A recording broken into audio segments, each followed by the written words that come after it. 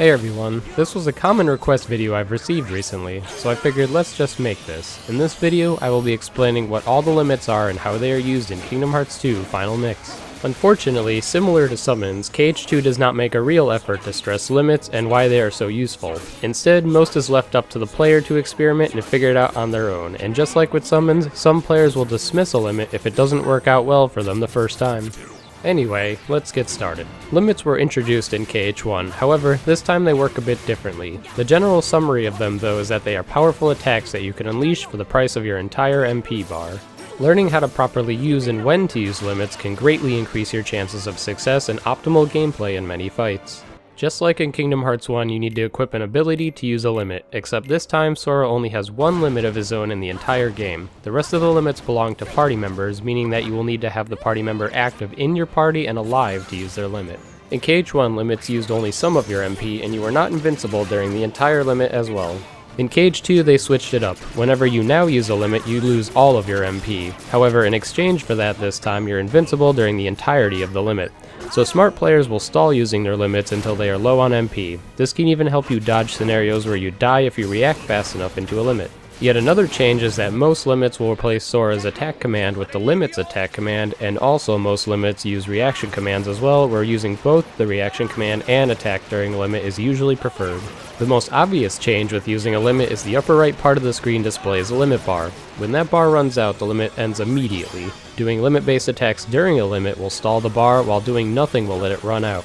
Using a finisher of a limit automatically consumes the entire bar, but you are always fully invincible until the outline of the bar disappears. The limit bar also lasts longer if you equip the combination boost ability. Furthermore, using a limit removes party members that are not part of the limit, but will also auto-revive them if they are dead when the limit ends, which is a nice side effect. Last noteworthy basic limit mechanic is that limit in the command menu usually gets replaced when you start a limit. Selecting it will either end the limit early or go right into the limit finisher depending on which limit it is. A use of this is if you know the rest of the limit is not useful or only went into a limit to dodge a death, you can quickly end the limit to get back into the normal fight. Now that you know the basics of limits and what they are, we can go into each limit in the game. This video won't explain summon limits as they are already in my summon video. Limit forms limits are also not in this since they work differently enough to not be part of this. First up, we have Mulan's limit, Red Rocket from Land of Dragons. This limit is obtained as soon as Ping turns back to Mulan. As a quick side note, most limits come with an auto-limit ability. These abilities usually get in the way more than help, so feel free to turn them off if you don't want to accidentally use them. When you start Mulan's limit, Mushu appears and can help out with attacking. Using triangle during this limit controls Mushu to attack, while the attack button controls Sora and Mulan. Sora's normal attack is replaced here, and you do not have to do both triangle and attack to progress the limit. A neat feature of this limit is the ability to fly around with it using the analog sticks. It is actually a very fast and mobile fly. Note that you can cancel out this limit at any time by selecting the bottom of the command menu where limit originally is. The finisher of Red Rocket is Mushu spitting out fireballs that land all around Sora with decent range. However, overall this limit is considered the worst in the entire game and does not have good damage output at all compared to other options at the time. Next up we have Beast's limit, Twin Howl from Beast's Castle. This is obtained as soon as Beast first enters the party. The opening to this limit brings in enemies with good range and also can break boss attacks and pull them in. During this limit, Sora's attack gets replaced to where he can stun enemies, while triangle commands Beast to send out jump shockwaves on the enemies. If you alternate properly with triangle and attack on this limit, it can keep enemies and bosses staggered pretty easily with many hitboxes being thrown out. Sora has free movement during this, but that won't be much use since your attack is replaced. You can also end the limit early if you want as well. The finisher of Twin Howl is Sora and Beast doing a howl together at the end. The start of this finisher also brings in enemies as well. Overall, this limit is actually fairly strong if you're having both Sora and Beast attacking, and its ability to suck in enemies both at the beginning and end of the limit is quite useful in tough situations, though it is not too great in mob fights. For Olympus, Auron's limit, Bushido, is obtained as soon as Auron joins the party. Similar to Beast's limit, Auron's opening also brings enemies into him. During the limit, Auron and Sora attack together, sharing the same move until they get to the finisher. This limit works a little different than the other two so far. For one, Sora does not have any free movement during this, he's completely stuck still. Secondly, you don't have to even attack with Sora at all to progress to the finisher of the limit. If you only use triangle, Auron will do all the attacking, but the only way Sora can attack is if you start it with Auron using triangle, and then you can follow up with Sora's attack. You can end this limit early if you wish though. The finisher will also bring in enemies and spin them around a tornado type attack and unleash a finishing hit. While this limit opens and ends similar to Beast's limit, it is far worse due to damage output being rather poor overall, and some enemies can escape the finisher hit as well. Still, this limit has its uses, especially during tough fights like Hades Escape or Cerberus on high difficulties. Next we have Jack Sparrow's limit Bluff, which is in Port Royal. You obtain this limit as soon as Jack enters your party. The opening of this move is yet another case of being able to pull in enemies and even bosses towards you as Jack and Sora prepare to attack around an open chest. Sora does not have any free movement during this limit, and just like Auron's limit, Sora cannot do an attack until you press triangle first each part of the limit. Although just the same for Auron's limit as well, you can do the entire limit with only triangle if you wish, however that would be less damage. What is interesting about this limit is that it keeps the enemies sucked in the entire time until the end, making it like a perma-magnet the entire limit. You can end this limit early if you want, and the finisher is where they close the chest and it explodes as the enemies fall down from the air. Overall, this limit isn't too strong, and you have two better limits at this point already, being Comet and Trinity Limit. Aladdin's limit, Speedster, is only for Agrabah and is obtained as soon as Aladdin joins your party. To break the trend of limit openings, this one starts with a black screen of attacks where when it fades, all enemies in proximity to Sora will take damage. Both Sora and Aladdin's attacks are roughly the same animation of rearing backwards and then lunging towards the enemy. You can do only triangle or attack, or alternate them as you wish to get to the finisher. Something interesting about the attacks is that depending on who attacks or what you're attacking will depend on the enemy dropping HP, MP, or drive orbs. Sora has free movement during this limit, though since attack is replaced it isn't very useful. You can end this limit early if you wish, and the finisher is yet another black screen of slashes, except this one does more damage after and will also easily stagger enemies hard. Overall, this limit may not be amazing, but it's not too bad either. I would rank it above Mulan, Auron, and Jack Sparrow's easily. The limit for Halloween Town Dance Call is obtained as soon as Jack Skellington joins your party. Back to the theme of limits pulling in enemies, that's how Dance Call begins as well. This limit works a bit weirdly. For starters, you control movement with Sora and Jack using the left analog stick in between the attacks.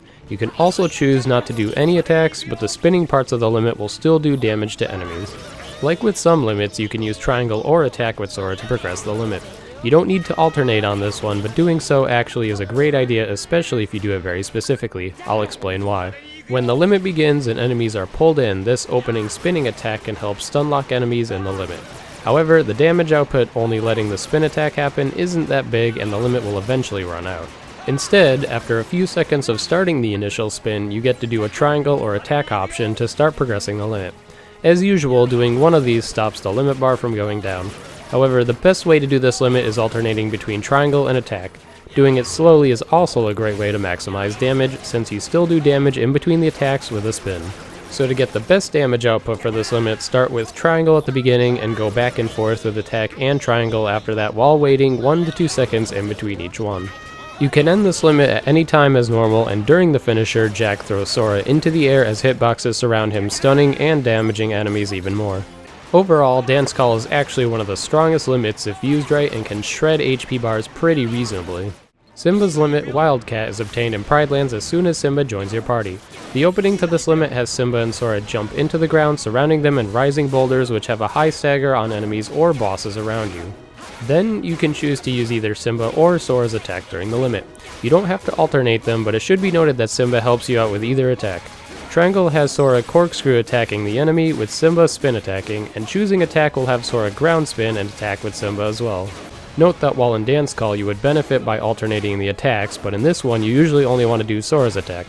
Triangle is good for closing distance against an enemy, but if the enemy doesn't move much during the attack, Sora's attack is much better as it hits more, while the triangle attack can push you away from your target if they're already close.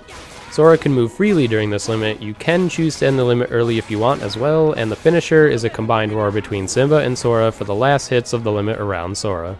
Overall, this limit is really only decent, but it is your only limit you can use in Pride Lands, and happens to work decently on the bosses there, though it is not nearly as good on mob fights. In Space Paranoid, Tron's limit is obtained after completing the computer freeze fight after Light Cycle. The opening of this limit brings in enemies as Sora and Tron are back to back the entire limit. Using Triangle surrounds them in a small burst of hitboxes, while using Sora's attack during it sends out a projectile forward of hitboxes. You can choose to alternate or use only one of these attacks if you want. Sora has free movement during this limit, and Tron moves the Sora the whole time. You can do this to close in on enemies you want to hit while attacking. As usual, you can exit out of this limit early as well. The finisher is actually rather unique. It sends out a bunch of small objects that zone in on enemies and damages them. What's great about this finisher is that you are actually fully invincible until it completely ends, which gives you the freedom to attack enemies and bosses without worry of getting hit back until the objects stop attacking. Overall, this limit isn't very good except for the finisher, which gives you complete free movement and attacking to do damage while still invincible. A side effect that helps in the hostile program fight is that all hits of the limit, including the entire finisher, help make it drop orbs easily. Riku's limit, Session, is obtained as soon as Riku fully joins the party in his normal appearance during the world that never was. This limit opens with a series of Keyblade strikes between Riku and Sora. The limit itself is segmented into 3 parts, with the third being the finisher. In the first part, you can, as usual, choose to do Triangle or Sora's attack. Triangle is dark cannon projectiles, while Sora's attack is multi-hitting Keyblade strikes. The second part has Sora and Riku link up to do either Keyblade strikes together with Triangle or a surrounding blade attack that spins around. During the surrounding Keyblade attack, you can control the movement with the right analog stick, with up and down controlling the height. Note that while you can progress the limit really fast by using either only Triangle or attack during both segments, you can get more moves by alternating them. Sora has free movement in between attacks, and you can end the limit early. The finisher brings in enemies and repeatedly hits them for a bit before a final damaging explosion hits them. Overall, this limit, if used correctly, can deal some pretty good damage. However, it shines best on single targets except for the finisher. Now that we've covered all the world-specific limits, we can now look into the main party limits. First, we'll start with Goofy's Knocksmash, obtained after defeating Barbossa. This limit starts with Sora and Goofy standing next to each other. Goofy has Sora knock his shield into the enemy during the opening part. The next part of the limit has them both toss their weapons at the enemy together as well. Unlike most other limits, pressing Triangle or attack here makes no difference, as they both are the same attack and progress the limit the same. There is a weird side effect with this limit. After starting the limit, if you don't do any attacks fast enough, the limit will just outright end. Sora also has no free movement during this limit, and there is no way to stall the limit or progress it to the end faster. You also cannot end this limit the same as the others, except for doing either nothing or the finisher. The finisher has Sora launch Goofy towards an enemy as a rocket that repeatedly hits the target. This limit was nerfed very hard in 2FM, so it's not as strong as it used to be, but it still isn't useless damage-wise either, although it isn't very useful against groups of enemies. Do note that this limit cannot be started on the ground, and that if you're up against a wall, Goofy can get stuck on the wall during the finisher and fail to deal damage to the enemy. Overall, this limit was nerfed pretty hard, so it's not as useful as in Kingdom Hearts 2 original, and there are also easily better options most of the time. Next, we have Goofy's Whirli, which is obtained after defeating Storm Rider. This limit opens with immediately Sora and Goofy spinning around together around enemies. Similar to Knocksmash, there is no difference between Triangle and attack. Also, just like Knocksmash, if you idle during this limit, it auto-ends immediately, so it also has no normal way to end it, and also means Sora has no free movement during it. The finisher also consists of Sora and Goofy spinning around, except during the finisher, you can control where it goes with the analog sticks. Note that if you start this limit in the air, it won't go lower until the finisher, meaning you won't want to start this limit unless you're elevated with your enemy. Overall, this limit is also not very good. Goofy's limits in general are pretty hard to find reasons to use over others in most situations. Now we have Donald's limit, with the first being Comet, obtained after the Boat Pete fight in Timeless River. This limit opens with Donald casting Comet magic towards Sora's target. During the limit, the only thing you can do to progress it is press Triangle to have Donald attack with more Comet magic. What's unique about this limit is that Sora has complete control during the limit, so you can choose to attack normally with Sora instead of being stuck to a limit-based Sora attack. Instead of ending the limit early, selecting where limits originally are actually goes right into the finisher. The finisher of this limit is Donald casting a giant series of Comet magic in proximity to Sora. You can choose to elevate this finisher by jumping a tad right before it goes off to help enemies get hit more as they bounce up out of the hits. This is a very strong limit to have due to being able to have Sora combo in between stalling the limit bar with Triangle every so often, and then having the finisher go off for even more combo potential. If you're fighting an enemy that's either stationary or hard to get away from you, this limit can deal an insane amount of damage if used right. This limit is also very useful for groups of enemies.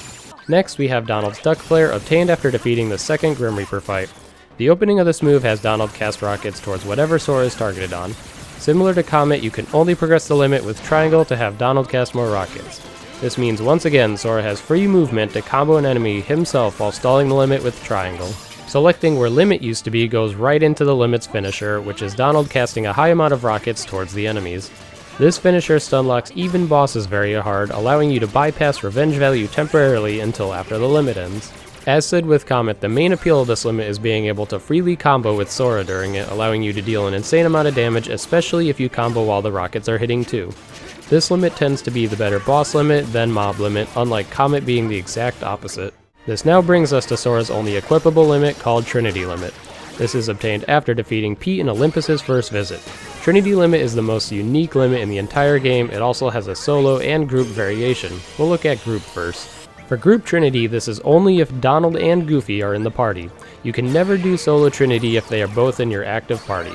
When you start the limit, your command menu gets replaced with a set of confusing options. Basically, you can choose to do 1 to 3 attacks of Group Trinity before unleashing the finisher. Choosing attack uses Break, which has Sora, Donald, and Goofy rapidly attack a single enemy. Then Square, which is Ultima, casts a huge magic spell that pulls in enemies and explodes all around Sora for multiple hits. Finally, Triangle triggers Major Drive, which has everyone shoot out drive orbs at enemies straight ahead. The direction of this attack can be controlled with the left analog stick to aim towards enemies. Note that none of these attacks do damage, they are just to get you hits towards the finisher that unleashes damage based on the amount of hits you got during the limit. Knowing this, you will be best using this move on groups of enemies instead of a single target, usually due to hitting multiple enemies at once with each part of the limit. Also note that if you try to use any of the attacks twice, it will go right into the finisher. Once you have used at least one of these attacks, the button gets replaced with the finisher to start the actual combo damage. The finisher brings in enemies and dishes out extremely rapid damage depending on the amount of hits you did with a strong finishing hit at the end. In the original Kingdom Hearts 2 Japanese version, there was a glitch that allowed you to kill enemies and bosses with Trinity Limit easily, but that was fixed in all of the versions of Kingdom Hearts 2. Sora can move around freely during this limit in between attacks, but can only let the limit bar run out or do an attack or finisher. Lastly, I will mention something you see in speedruns.